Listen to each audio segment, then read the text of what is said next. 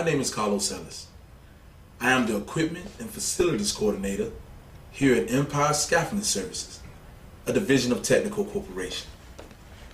What you are about to watch is a training video to prepare you for our scaffolding yard training. In 2011, Empire received a non-conformance report, or NCR, from the Safety Department, which required corrective action. The NCR stated that Empire's employees did not properly palletize, contain, and rack small items, which resulted in materials falling off pallets. As a result, Empire began mandatory training employees for material identification and inspection, handling materials, and loading them safely on the trucks. As you watch and listen, you will learn more about yard procedures and how we prepare, stack, band, wrap, and tag our materials before they leave and when they return to our yard.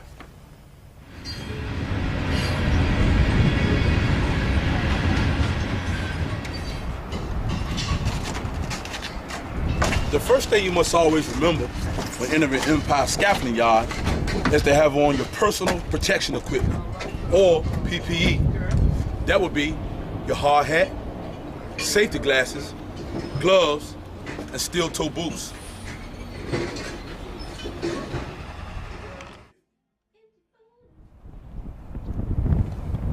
Now, here's a general layout of our yard. In this corner, we have aluminum boards. We also have verticals, 310 material, 4-foot material, 5'2" material, 6-foot material. These are hacky truss, which will be moving to building number 4. Behind the truss, 7-foot material, 8-foot material. We also have 10-foot material.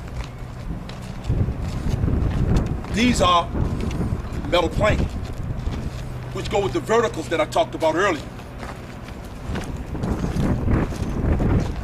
And we also have some various accessories, which start and complete the scaffold.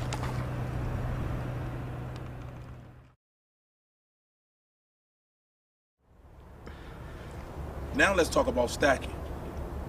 Materials are stacked neatly in specific quantities. For example, 10-foot metal boards behind me are stacked in 60. They leave the yard in 60, and they return in 60. Let's go over to some other examples of stacking. We have our 3-foot special ledgers, which are stacked neatly.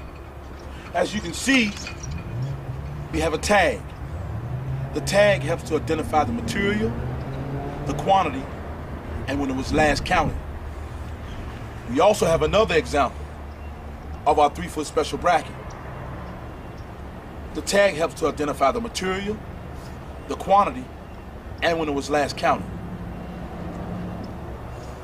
You also will see a band on the material. We'll get more into banding and crimping later on.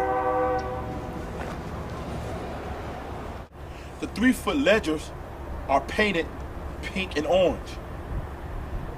These ledgers go with the brackets, which are painted pink and orange. They help the erectors to identify how materials fit together. Okay. Are we ready to do this?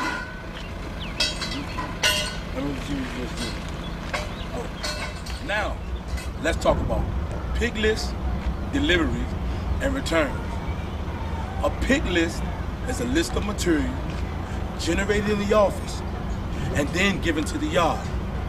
The yard gathers the material on the pick list and sets it aside for delivery.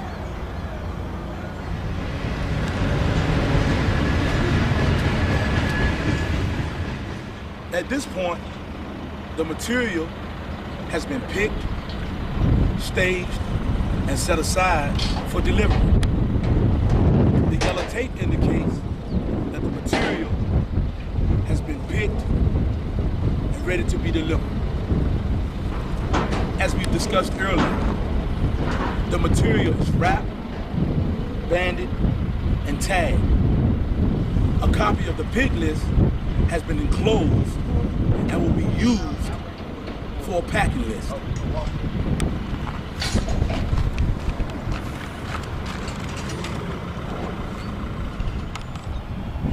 Once the scaffolding is dismantled in the field, it is then brought back into the yard. Once in the yard, it is set aside and red taped. The yard staff then begins to inspect for loose pins, loose hooks, cracks, bends, and any other damages.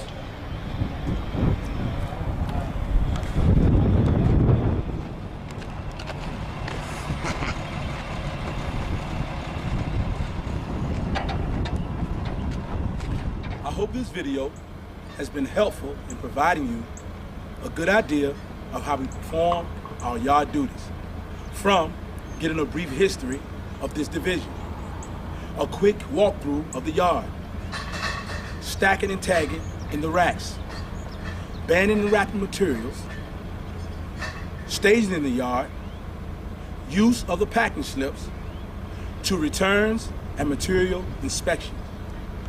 Thank you for taking the time to learn a little bit about the scaffolding division here at Empire Scaffolding Services. Remember to be safe and work as a team. God bless America.